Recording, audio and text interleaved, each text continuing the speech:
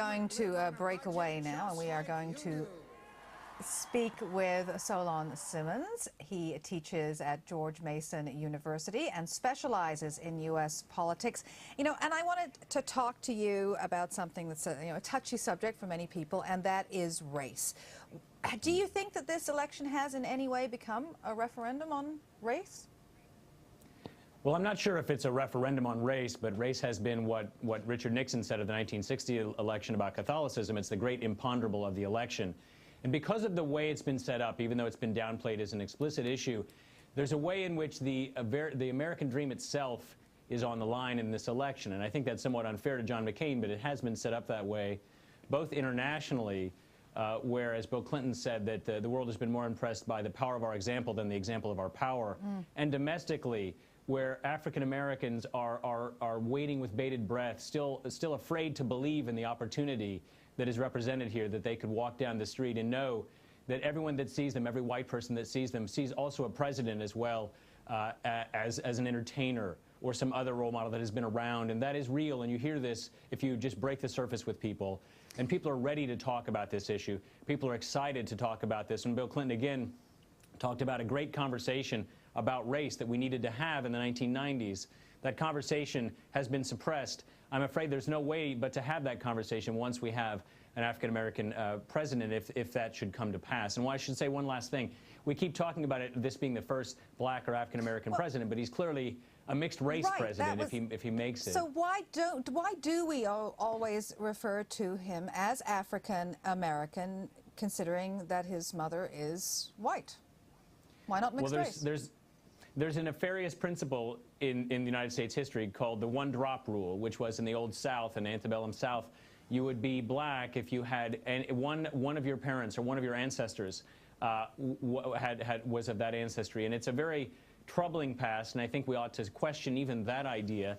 Obama, some people are claiming him as the first Asian president as well because of his siblings. So he is really the first multicultural, perhaps, president that we would have, and that's a very powerful thing because it disrupts the idea the categories we've been working with, which is, I think, a very welcome thing for the United States.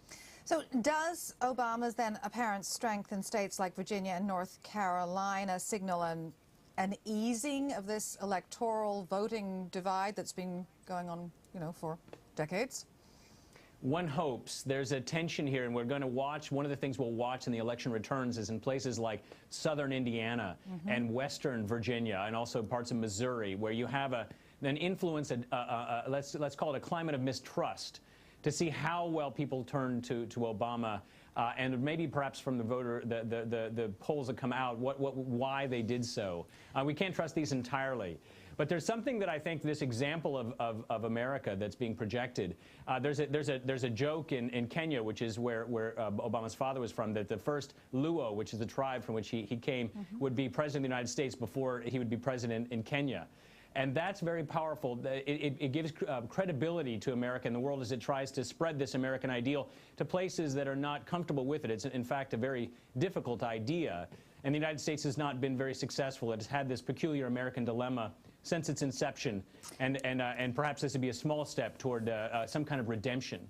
Well, let me ask you one last question. I talked a little while ago with someone else about whether or not there is this reverse Bradley effect going on. Do you think people are saying they're voting one way and when they actually get in will vote another, so as not to put themselves in the firing line with their community or relatives?